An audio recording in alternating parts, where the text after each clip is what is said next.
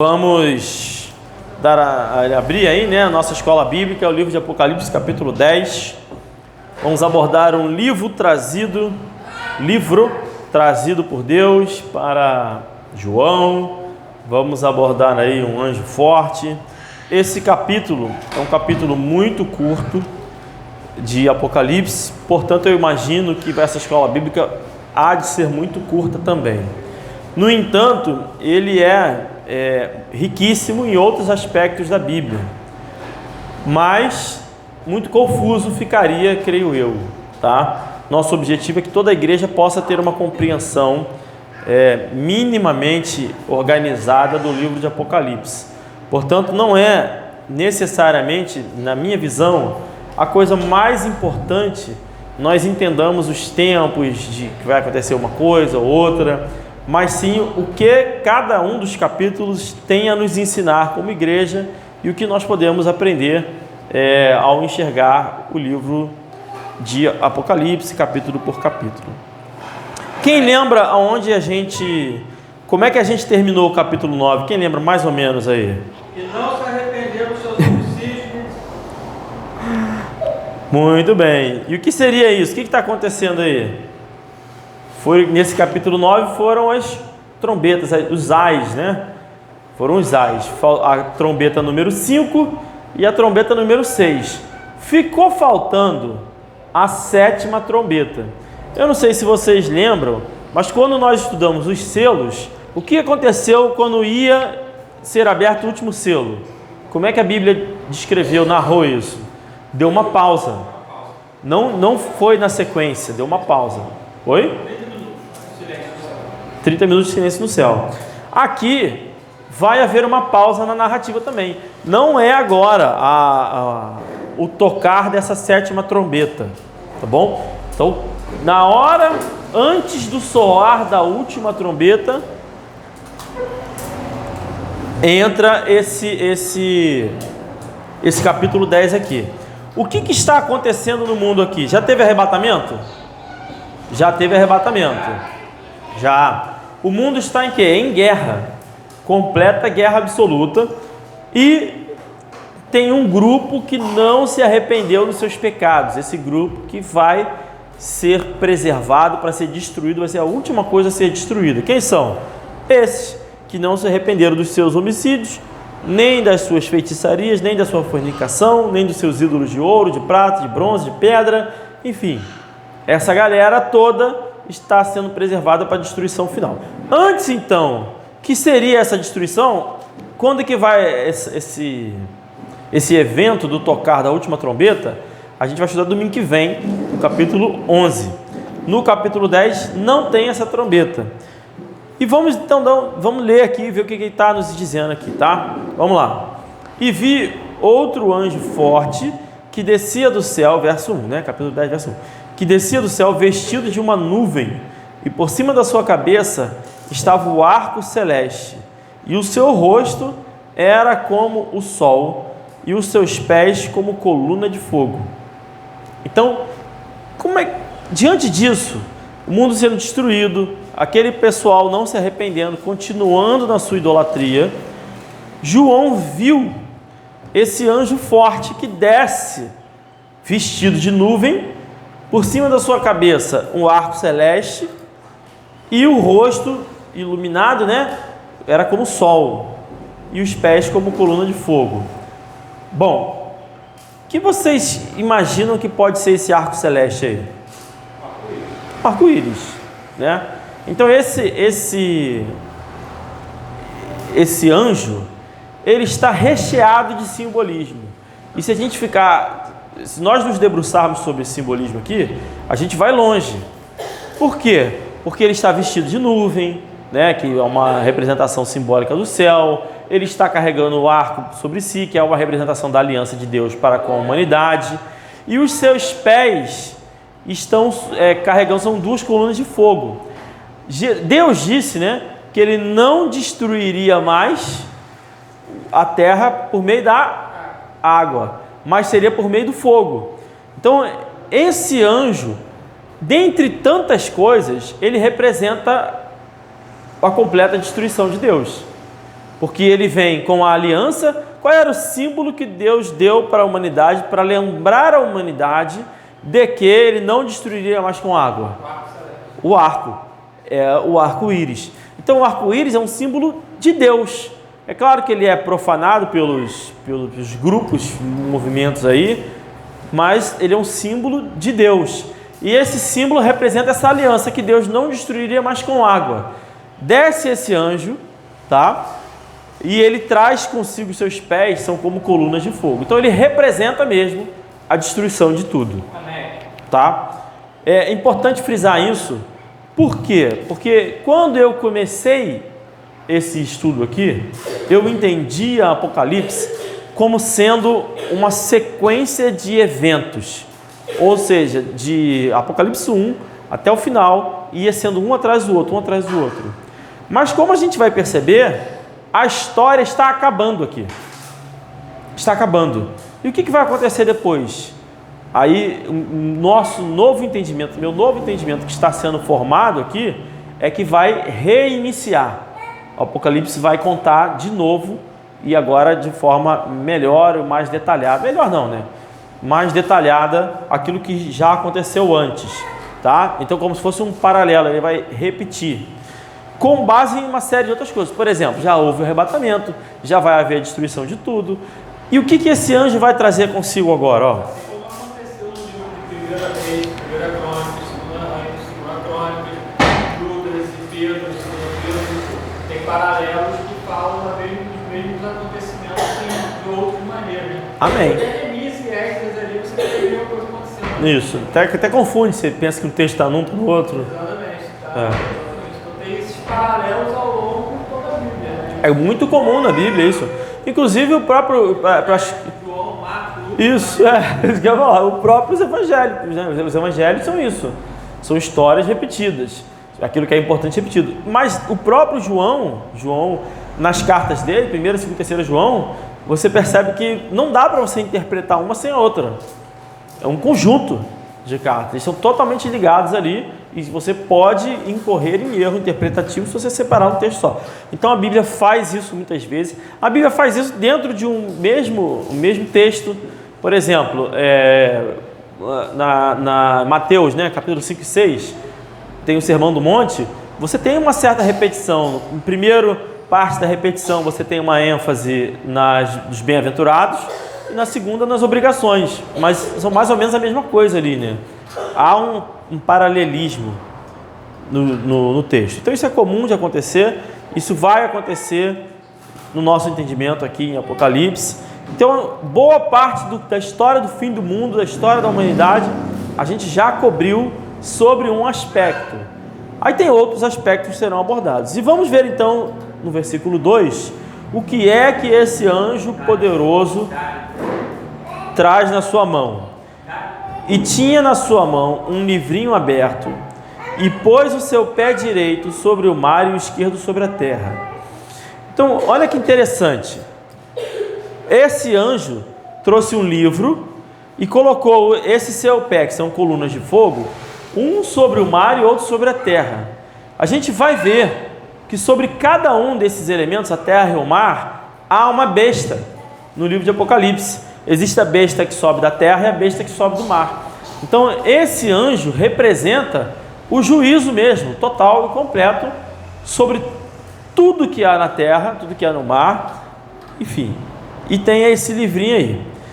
E clamou com grande voz, como quando ruge um leão.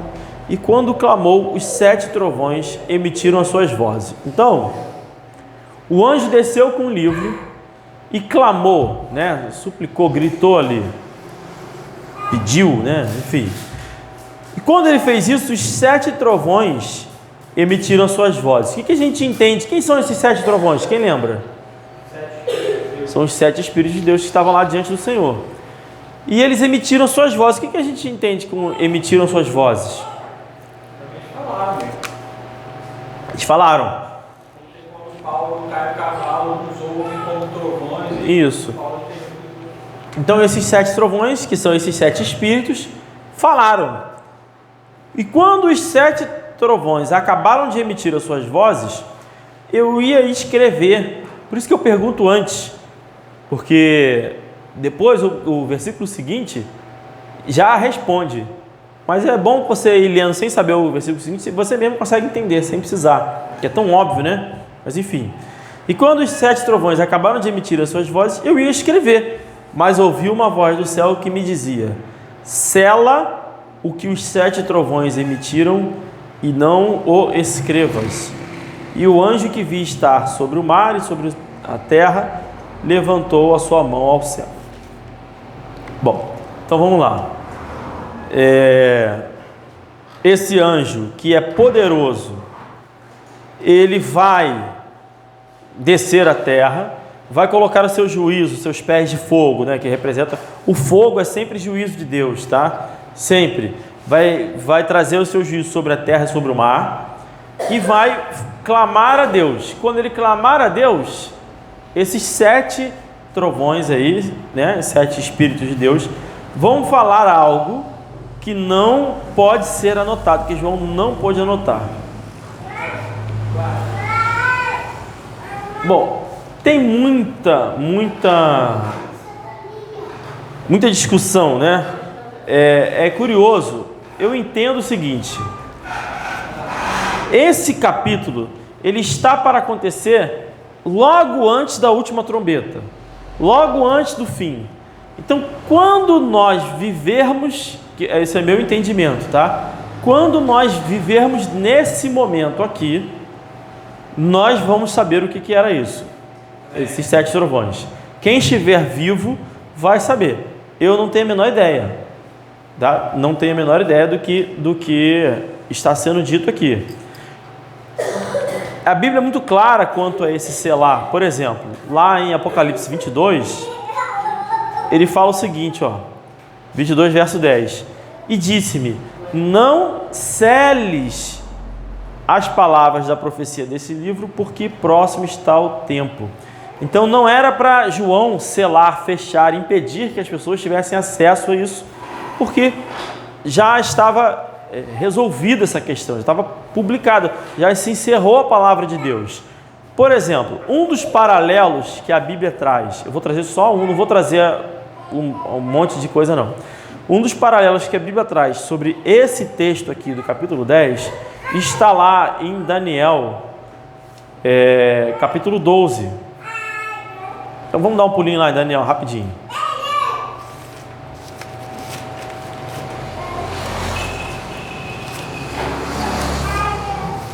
É um texto que tem muita relação, tá, com o que está sendo dito aqui. Por exemplo, Daniel está tendo uma visão, tá? Daniel está tendo uma visão. Daniel é muito antes de Jesus e está tendo uma visão. E o que ele vai enxergar no capítulo 1? E naquele tempo se levantará Miguel, o grande príncipe que se levanta a favor dos filhos do teu povo, e haverá um tempo de angústia, o qual nunca houve, desde que houve nação até aquele tempo. Mas naquele tempo livrar-se-á o teu povo, todo aquele que for achado escrito no livro. Então, esse Miguel que está aqui falando disso tudo aqui, é sim, na minha visão, o mesmo anjo forte que está descendo aqui com esse livro. A gente vai ver isso mais à frente do capítulo 11, 12. Não vou me aprofundar muito não. Então beleza, né? Deixa eu ver se eu acho aqui o texto que eu não anotei, onde ele fala do selar. Sim, no verso 4, E tu, Daniel, encerra essas palavras e sela este livro até o fim do tempo. Muitos correrão de uma parte para outra e o conhecimento se multiplicará. Então, esse livro, essa parte do final dos tempos que Daniel está vendo, aqui nesse versículo 1 aqui está tratando o próprio arrebatamento, né? Que ele fala que vai ter a destruição completa, mas o povo de Deus será liberto. É o arrebatamento que ele está enxergando, Daniel. E aí Deus fala para Daniel selar o livro, porque Daniel não entendeu o que estava sendo dito aqui. E Deus falou que não era para ele entender mesmo. Era para selar o livro para o tempo do final. Já aqui em Apocalipse capítulo 22, é dito para João não selar as palavras do livro, porque já estava revelado. Então, o entendimento sobre o que estava vendo João não estava claro para ele, isso está claro para nós, era o arrebatamento.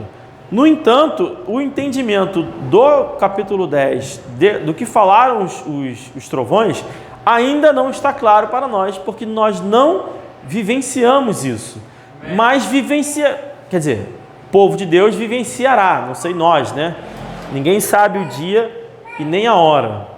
A única coisa que eu queria tratar aqui, que eu acho que vale a pena falar sobre as visões de Daniel, porque lá no capítulo 12 de Daniel, vou voltar lá rapidinho, eu não queria fazer isso, né? Mas é importante porque como há o paralelo, muita coisa do que está escrito aqui vai estar escrito também no capítulo 10. Quando a gente um dia abordar Daniel 12 ou for estudar profecias, a gente aprofunda nisso, mas não é o caso da nossa igreja. Mas o que ele fala aqui? Ele fala o seguinte no verso 11, Daniel 12, 11, né? E desde o tempo em que o sacrifício contínuo foi tirado e posta a abominação desoladora, haverá 1290 dias. Bem-aventurado o que espera e chega até 1335 dias. Tu, porém, vai até o fim, porque descansarás e te levantarás na tua herança no fim dos dias. Então tem muita discussão sobre o que seriam esses dias. O que seriam esses dias? Porque isso dá 3 anos e meio e 30 dias, 1290 dias. 3 anos e meio e 30 dias. Tem muita discussão nisso. O que eu quero dizer? O que não é que está acontecendo? Não é 3 anos e meio de paz e depois 3 anos e meio de guerra. Porque como nós vimos aqui, a tribulação já começa sem paz. Então esse período de paz, ele não existirá. Amém. Então é importante nós entendermos isso. Isso é importante entender, porque isso é muito pregado. O que é dito por aí? O anticristo vai vir, vai fazer um acordo de paz com Israel, e aí vai durar 7 anos esse acordo. Na metade do acordo vai ter o fim. Isso não é assim que acontece. Primeiro que já está em guerra, a tribulação já está em guerra. Segundo que nós jamais conseguiremos saber, porque não é dito que tem um acordo de paz, sim que tem um acordo. E esse acordo, ele pode ser público ou oculto. A gente não sabe qual é o acordo que a Bíblia está falando. Então não tem como fazer nenhuma previsão de data nenhuma, tá? O que não é paz. Por que isso é importante? Porque se os filhos do diabo apregoam por aí que haverá um acordo de paz com Israel, e dizem agora que é Israel e Palestina, se isso acontecer, eles vão dizer, tá vendo, é o acordo cumprido lá e tudo mais. Não é, porque, na verdade, imagina o que acontece hoje. Nós estamos vivendo um período de paz? Não, está tendo guerra em tudo que é lugar do mundo aí. Está tendo conflito, está tendo divisão, está tendo rumores de guerra. Tudo isso é o oposto da paz. Ainda que não esteja uma guerra de fato acontecendo, se tem o rumor da guerra, não é paz. Vai ter paz uma pergunta, né? Vai ter paz, por exemplo, se tiver alguém com um governo unificado, um governo só para... Isso. O grande simbolismo, vamos dizer assim, o grande sinal é o governo global. Não vai ter paz, por exemplo, para os cristãos que vão ser perseguidos. Isso, nunca vai ter paz. É isso que eu justamente estou dizendo. Os cristãos não. Mas para serve ao diabo, tecnicamente... Eles vão achar que tem, né? Vão achar que estão em paz. Mas eles só vão achar mesmo quando morrerem as duas testemunhas. Porque eles estão vendo... O que a gente viu aqui até aqui? Por isso que é importante. Não dá para a gente pegar tudo que a gente leu até aqui e jogar fora. Está tendo guerra, está tendo tudo. Aí o povo que foi preservado para a destruição final, está olhando para isso e vai achar que eles estão tendo paz, por exemplo. Mas não está em paz. O mundo está todo mundo morrendo. Está fome, está miséria, está tendo desgraça, catástrofe. Mas tem o discurso de paz. Até por isso que é dito, quando disserem paz, né? Então é para a gente ficar atento. O discurso, a questão não é ter a paz, é ter o discurso, a promessa de paz. E, especificamente, muito direcionado a Israel de hoje. Não é isso, isso não acontece. Quando começa a tribulação, que a gente já leu, até o fim não tem paz. Não tem paz. Ponto. Então, só queria trazer isso.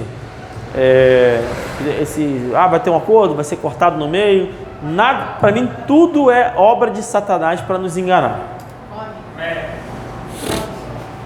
Bom, Então, as palavras do livro foram seladas, né?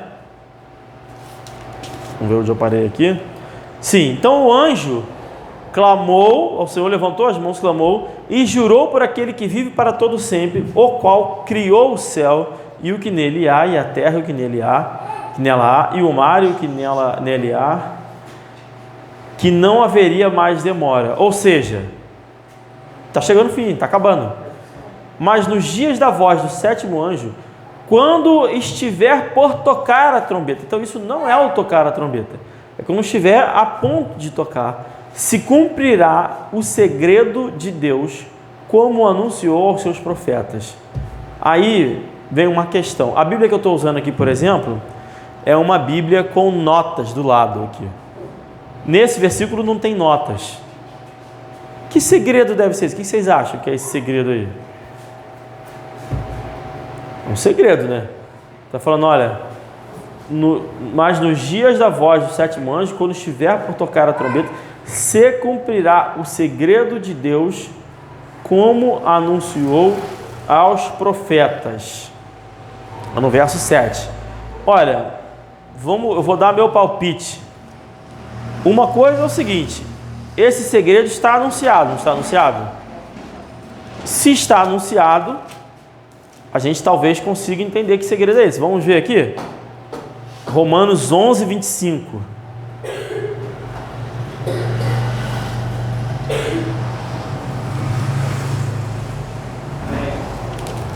Olha o que ele vai dizer, ó. Porque não quero, irmãos, que ignoreis este segredo, para que não sejais sábios em vós mesmos, que o endurecimento, que segredo é esse? Que o endurecimento veio em parte sobre Israel, até que a plenitude dos gentios haja entrado. E assim todo Israel será salvo, como está escrito, de Sião virá o libertador, e desviará de Jacó as impiedades. Então esse é o segredo que eu me lembro escrito na Bíblia antes desse segredo de Apocalipse. Se os irmãos lembrarem de outro segredo, a gente pode se debruçar sobre isso. Eu sei qual é o segredo, o Deus me contou uma vez quando eu estava dormindo, mas eu não posso falar porque está selado. Está selado. Então tá bom. Então eu vou falar o que está aqui.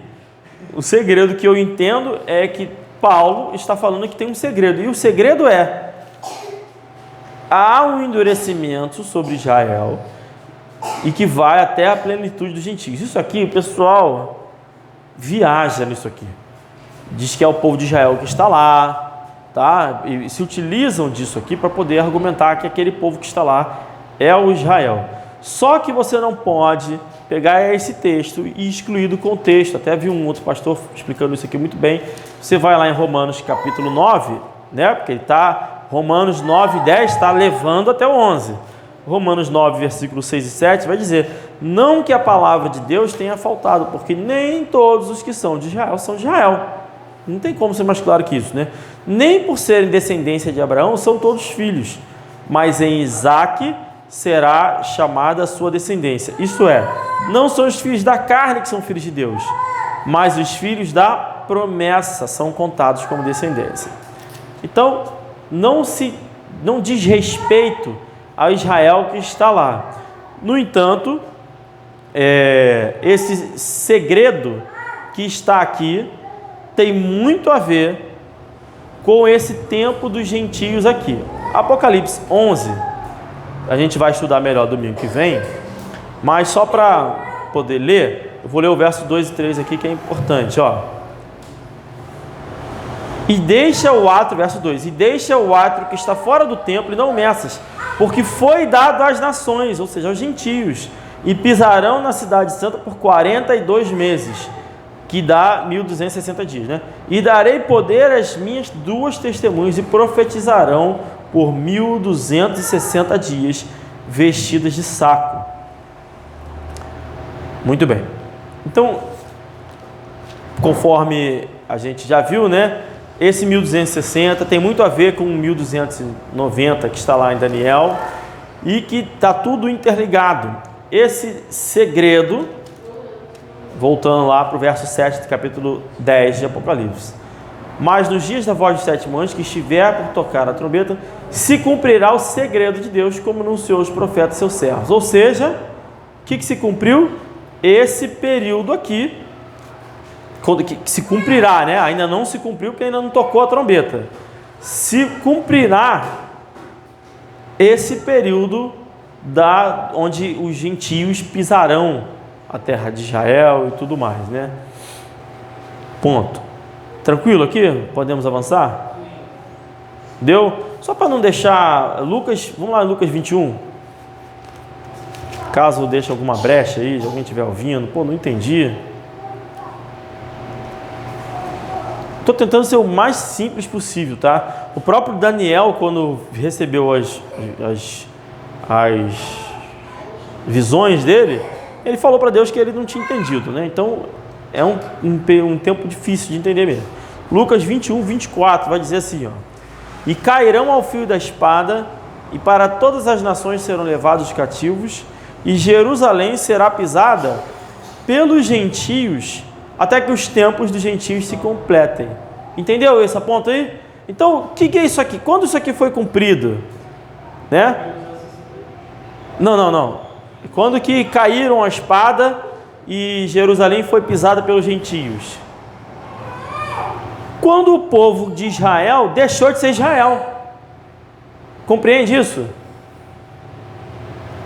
Porque o povo que está lá em Jerusalém, naquele local, não é mais o povo de Deus. Eles se tornaram como gentios.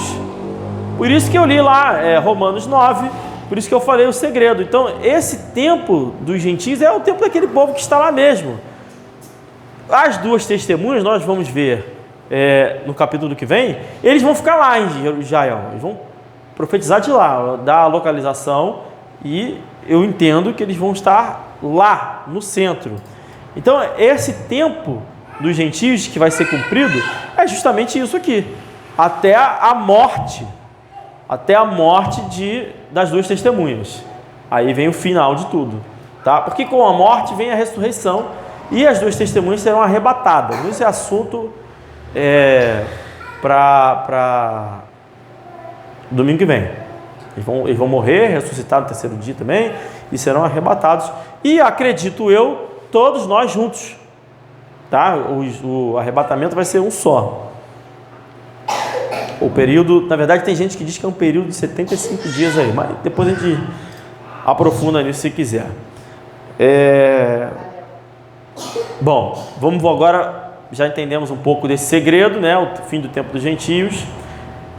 E a voz que eu do céu tinha... Quer falar alguma coisa aí? Você está vendo que você está com mapas e um monte de coisa aí na mão? Tá.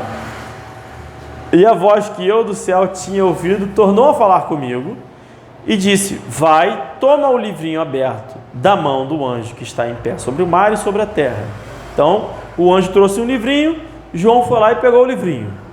E fui ao anjo dizendo-lhe: dá-me o livro.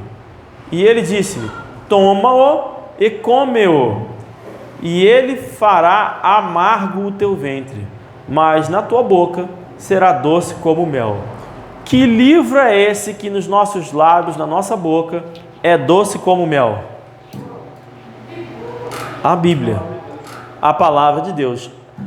Como é que você fala uma coisa dessa? Por que você diz isso? Porque a Bíblia diz isso. Lá em Salmos, capítulo 19, verso 10, vai dizer que a palavra do Senhor é mais doce ainda do que o mel. É doce, o nosso paladar é doce. E por que ela seria amarga? Então, a palavra do Senhor é sempre doce. Quando a gente bota na boca, ela é sempre doce, é palatável, agradável. E por que ela passa a ser amarga quando chega na barriga, nesse caso aqui? Quem se arrisca aí? Ninguém? Que a destruição é pesado mesmo. É igual quando você vai ler lá os salmos lá, você vê, os salmos são lindos, só que tá cheio de destruição. Às vezes você fica até emocionado, você, poxa, caramba, vai morrer muita gente, Deus vai destruir todo mundo e tal. Mas a palavra de Deus continua. Para nós ela é sempre boa, agradável, mas para quem não tem o Senhor, ela é destruição, é desgraça mesmo. Enfim, então é amarga. E tem, para não ter dúvida de que é a palavra de Deus, no verso 11 vai dizer: e ele disse, me importa que profetizes outra vez a muitos povos e nações e línguas e reis. Então ele vai profetizar outra vez. Vai terminar aqui, né, de ter a sétima trombeta. Ainda não vai ter a sétima trombeta aqui. A sétima trombeta vai acontecer, né, quando morrerem e ressuscitarem nós vamos ver isso no domingo que vem. Morrerem e ressuscitarem lá as duas testemunhas, vai tocar a sétima trombeta. Antes disso tem o final do tempo dos gentios e esse livrinho. Lá, eu não vou abrir não, mas lá em Ezequiel também fala isso, que Ezequiel também pegou o livro. Ezequiel, quem quiser saber, Ezequiel, finalzinho do capítulo 2, início do capítulo 3, fala sobre isso, que ele comeu e ele era doce no seu paladar também. A palavra de Deus e amargo no seu ventre. Ela é sempre doce e quando vem carregada de juízo, é sempre amargo. Amém, irmãos? Esse é o final do capítulo 10, tá? Eu não me aprofundei em tudo que poderia. E um dia... Só uma introdução, né? Para não deixar passar totalmente em branco. Tá bom. Então, estamos encerrados por hoje.